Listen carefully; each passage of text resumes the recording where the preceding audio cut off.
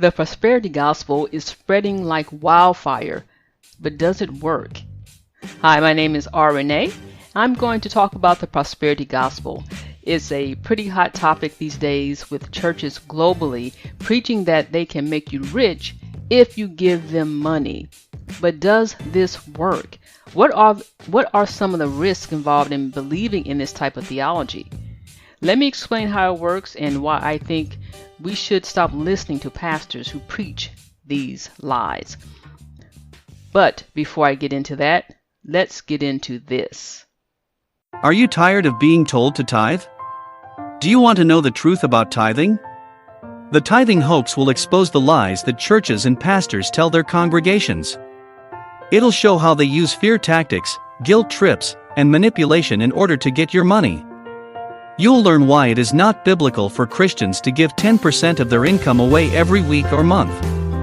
And most importantly, this book will teach you what God really wants from us when it comes to giving. After reading this book, you won't feel guilty about keeping more of your hard-earned money. Instead, you can be confident that God doesn't expect a certain percentage out of your paycheck each month. He just wants us all to love Him with our whole hearts and trust Him with everything we have. So grab a copy today for yourself, or as a gift for someone else who might need some help understanding tithing better. Get the Tithing Hoax now on Amazon. What is the prosperity gospel and how does it work? The prosperity gospel is a belief that says if you have faith and give money to your church, then God will bless you with material riches. However, this isn't true. PolitiFact, which is a fact-checking website, has researched the prosperity gospel. They discuss how prosperity pastors use this doctrine as a strategy for attracting more followers so they can profit off their congregations. So what does the Bible say about wealth? The Bible is clear that riches do not guarantee salvation. Yeshua said it is harder for a rich person to enter heaven than for a camel to go through the eye of a needle. Matthew chapter 19 verses 24 through 25. When we focus on our riches or our money, we put our trust in something that cannot save us. Instead, we should focus on God and His promises.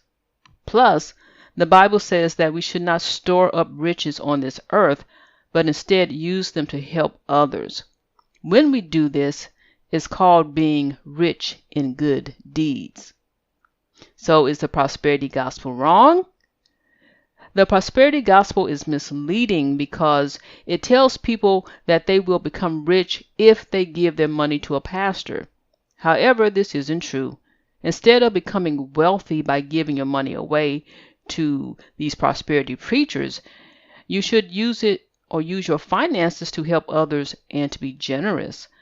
Doing so can bring you closer to God and help you live a life that is full of blessings. Second, the prosperity gospel is often used to exploit people. Many televangelists preach this message and ask for money from their viewers. However, they rarely ever give money away to those in need. Televangelists are some of the richest people in the world. This is because some of them prey on the poor and vulnerable, making them believe their lives will get better if they just keep paying tithes and offerings. So how does the prosperity gospel affect people's finances? Pastors who preach the prosperity gospel often convince people to give money away with empty promises that God will make them rich. This type of belief can lead to more money problems for some Christians because they'll neglect their own financial responsibilities in hopes of getting rich one day. Plus, the prosperity gospel turns off many believers, making them less likely to give. Some Christians feel their tithes and offerings will be misused. At the same time, others reject the notion that giving money to prosperity gospel preachers will improve their financial situation. Finally, the prosperity gospel often leads to greed. When we focus on getting money, we can start to ignore the needs of others. We can become obsessed with making more and more money, and we forget about what's truly important in life. So here's a final word. It's not too late to reclaim your faith and finances. The prosperity gospel is wrong. Jesus didn't come into this world proclaiming that his followers should live lavishly on earth before going to heaven.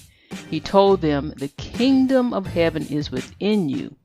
This means living with gratitude instead of chasing after money. So now, please like, share, and subscribe if you want people to discover the truth about tithes and the prosperity gospel. I'm R. Renee. Thank you for listening.